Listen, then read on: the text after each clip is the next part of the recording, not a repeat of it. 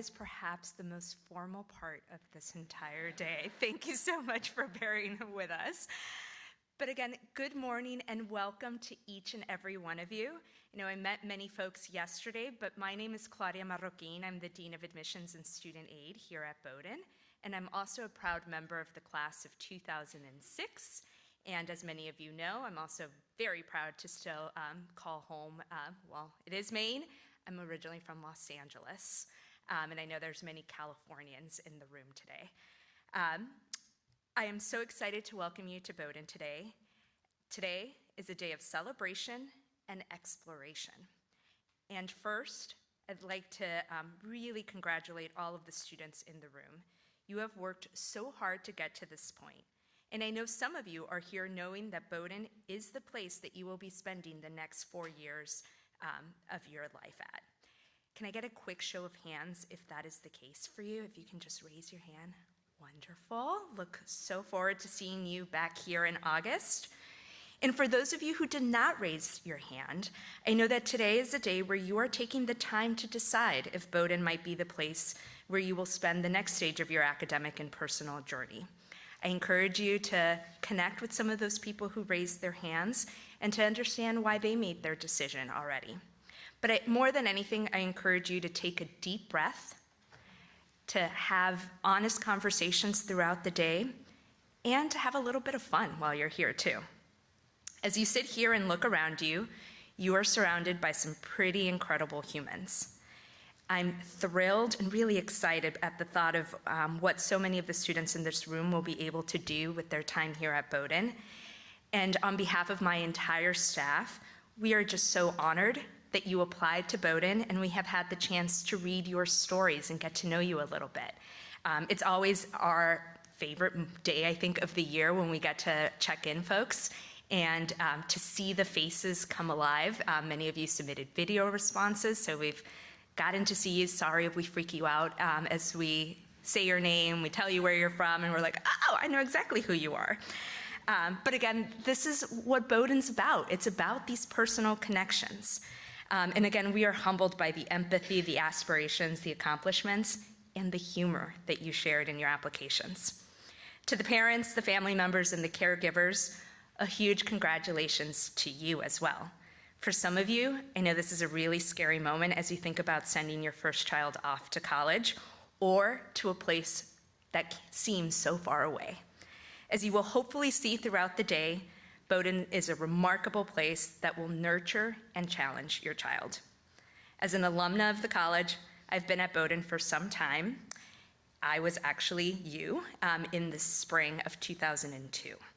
I got to experience this place during an admitted student program and felt that it was the place that I could belong at. I've gotten to see this place through many years, many changes, but more importantly, with so many people who care deeply about this place. And I'm excited that you now get to meet some of these people and explore our community. Enough from me, though. I know you're really here to hear from our president, so I'm really excited to introduce Safa to you. Safa Zaki is an internationally renowned psychologist and cognitive scientist, and she is the first woman to lead the college since our founding in 1794. Safa was born in Egypt, but grew up in several countries, including Tanzania, Syria, Jordan, and Trinidad and Tobago. She earned her undergraduate degree in psychology at the American University of Cairo, and her doctorate, also in psychology, at Arizona State University. Her research focuses on how people divide the world into categories, using computational approaches to model cognitive processes in order to enrich our understanding of the human mind. Pretty cool stuff. Before coming to Bowdoin, Safa was a member of the faculty for more than 20 years at another small liberal arts college located in Williamstown, Massachusetts. You might know it as Williams College. And most recently, they served there as the Dean of Faculty and the McCoy Professor of Psychology. Safa and her husband, Huff Templeton, are the parents of 2 recent college graduates, both of whom also attended small liberal arts colleges. So I'm sure she will share a lot of advice in how she navigated this process. But please join me in welcoming Safa.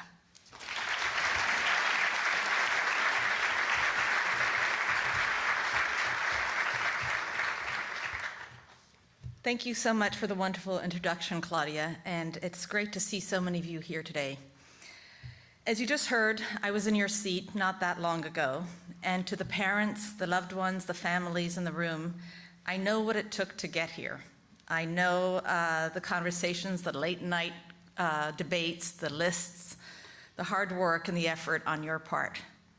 And to the students in the room, you have my congratulations.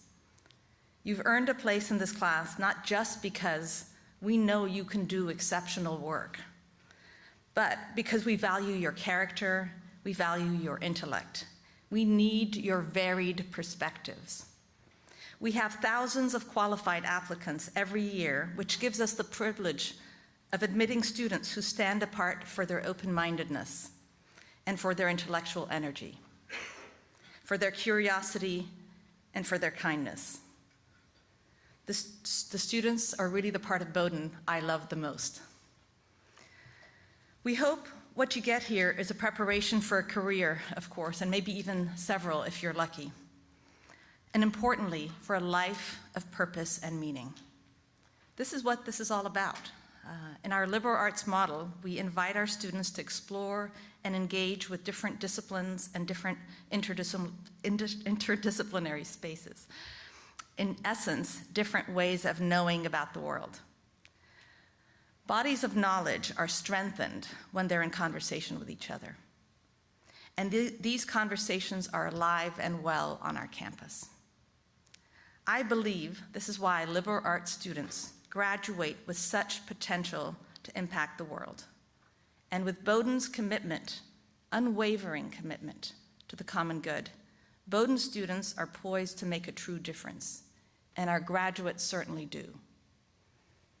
I'm deeply committed to this model of education, especially in this moment.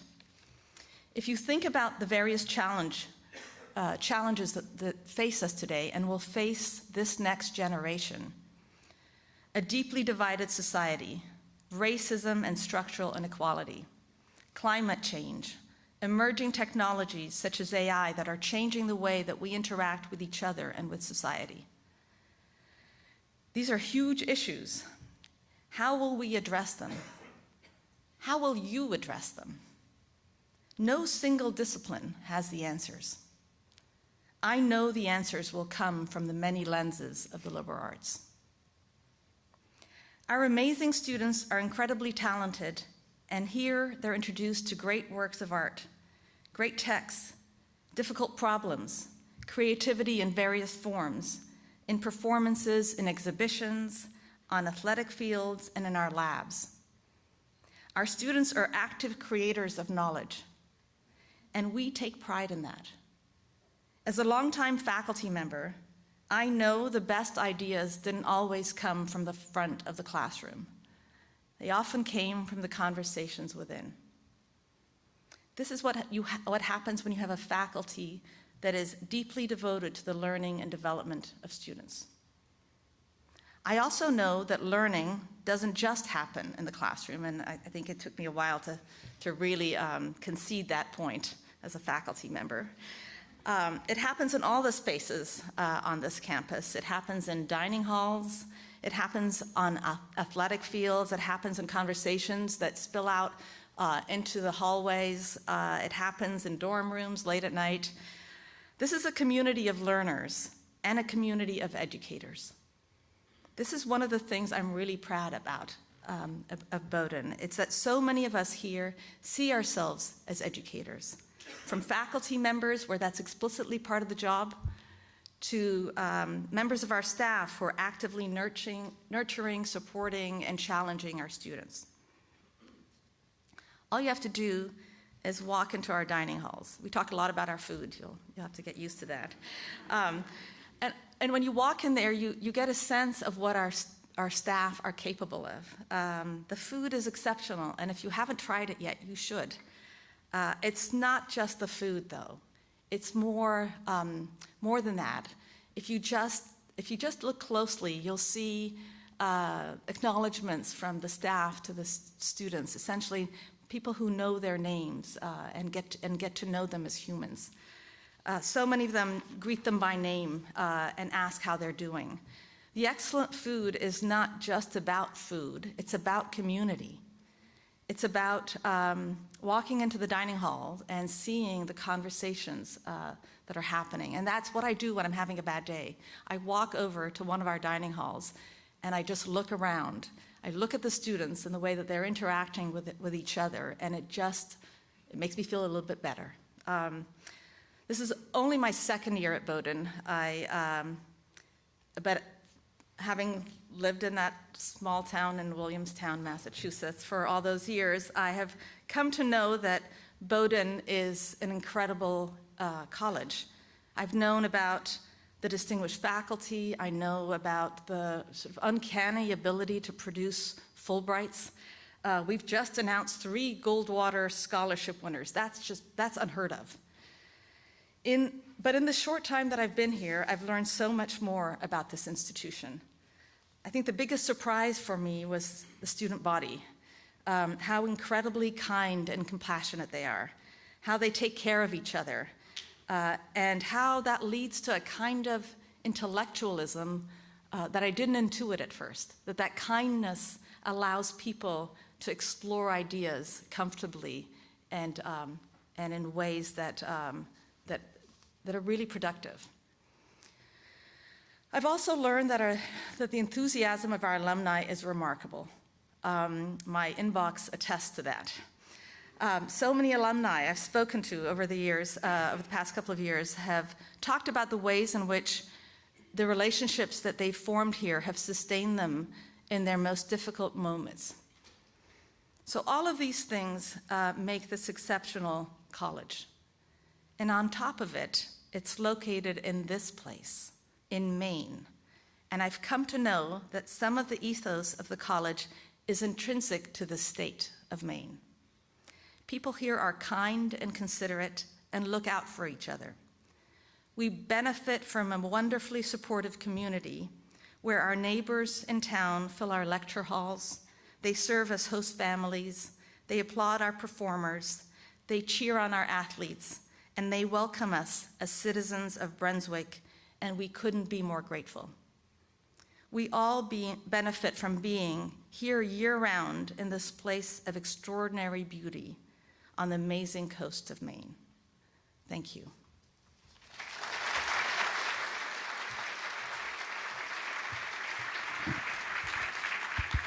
Thank you, Safa. And with that, we definitely want to hear from you and open it up to questions that you might have for Safa. So we do have staff with microphones in the aisles, including upstairs.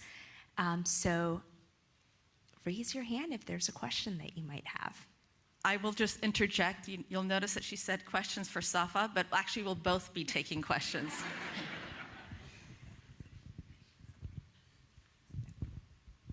Good morning. Question for a parent that's a little nervous about dropping off their kid this summer. What can we do to make that process easier for parents and child? Well, I think among that, you'll hear from some of our deans later on today. As I was mentioning to a number of students yesterday, one of the things will be to make sure that you're reading all of your emails this summer. Our dean's office hires a number of students who serve as orientation interns, and the thought that goes into making sure every detail is taken care of, I think is really important. But the other thing that I would share, I think from my own experience, when I arrived to Bowdoin in August for my arrival day, I actually came on my own.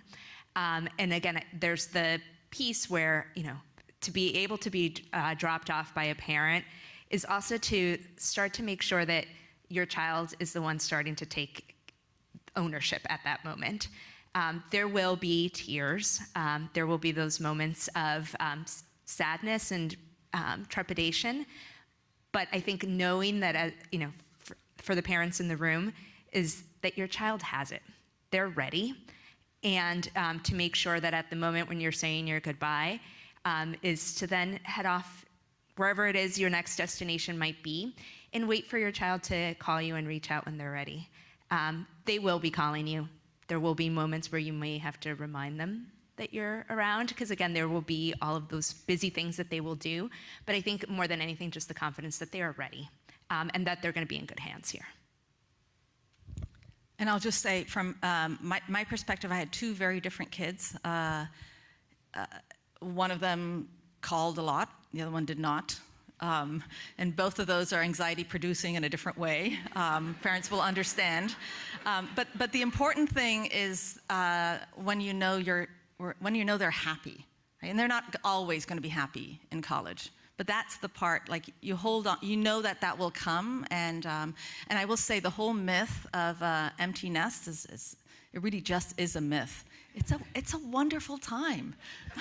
You get to like have grilled cheese for dinner with no judgment. You get to watch all the TV you want to watch. It really, my husband and I had a lot of fun. I so hope my kids aren't watching.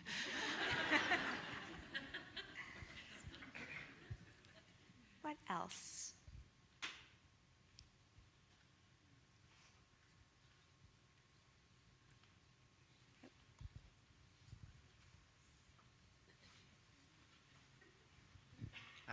Hi. How do you see the recent gift from Reed Hastings on AI and humanities? How do you see it shaping the future of Bowdoin? This is one of my favorite topics. So I'm a cognitive scientist by training, and I have been learning and studying about AI since I was an undergraduate. It's been sort of my life's fascination is the human mind. The flip side of that is how do you build an artificial version of that, right? So you can see the relation.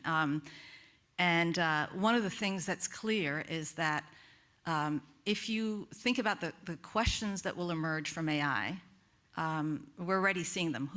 If you're feeding in works of art and AI is producing works of art, whose art is it? If you have a technology that is consuming so much energy in order to produce those works of art, what does that mean? What does it mean to have a technology that has the potential to increase the inequalities in society?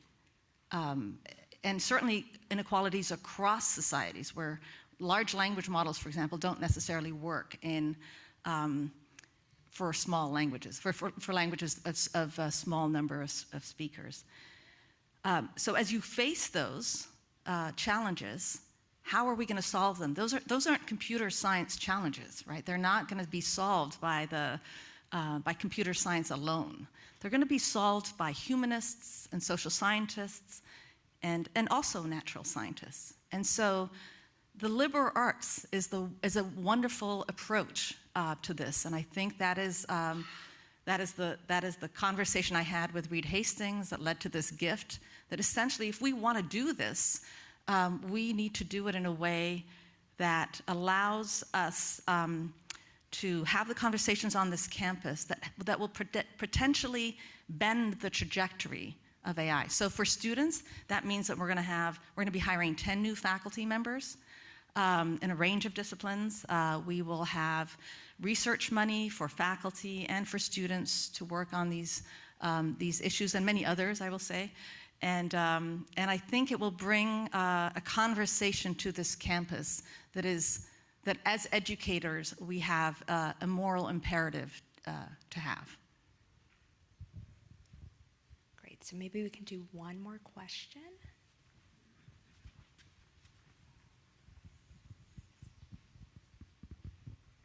How does course placement and course selection work for first-year students? Yeah, so it's an excellent question, because I know it sounds like you're really ready to dive into the curriculum. So over the summer, again, you'll end up getting quite a bit of information from our dean's office, and I really encourage you at the academic fair later today to have some of those conversations specifically for the departments you might be interested in. But typically the timeline that follows is sometime in early May, around May 8th. You'll start to get emails from our dean's office. And it's sometime in the summer, usually around June, where you'll start to get emails around placement exams, something called the QR Skills exam, which helps to, again, place you into quantitative courses if you've taken languages in high school and you might be interested in continuing that at Bowdoin, again, to understand where, again, might be a good fit based on your current understanding. But course registration will actually take place over the summer. So there will be all sorts of videos and conversations that you'll have to understand how you might want to dig into the curriculum. And I think that's one of the biggest pieces is Students will sometimes come to campus thinking they want to take all 4 courses in a certain discipline. And you will hear from faculty and staff members to, again, really take advantage of everything that Bowdoin has to offer. And that's one of the first courses that you'll decide and give your indication of your preferences will be your first year seminar. Once you have been placed into your first year seminar, then that's where your other 3 courses come into play. But there will be lots of wonderful information that you'll get over the summer, but that allows you, again, when you arrive on orientation day, to already have courses under your belt that you're going to start to embark on a week later, to have conversations with faculty members or our different offices across campus to make sure that you're prepared and ready for day 1 of classes. And there's still an add drop period should you have conversations that you're then like, oh, wow, that course sounds fascinating. I didn't think about it over the summer, but let me have a conversation and see if I can make a change. You'll still have that flexibility. So with that, I want to call attention to our schedule. Again, we've been noting lots of information on our app, and I can feel my phone vibrating throughout this meeting. So I know that there are updates happening. Immediately following this, the end of this program, we'll have our dean's talk. So you'll get to hear from our dean of faculty and dean of students along with students.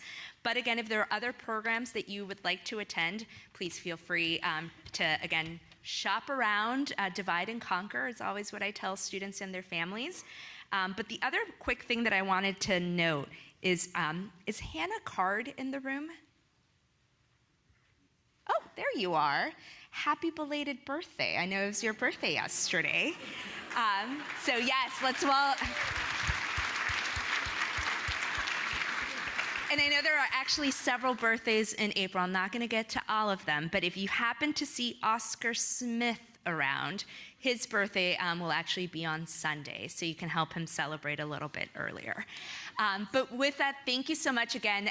We'll be here if you want to be a part of the dean's conversation. Otherwise, we'll give you a few minutes to make your way to your next location, and we will see you throughout the day. Thank you so much.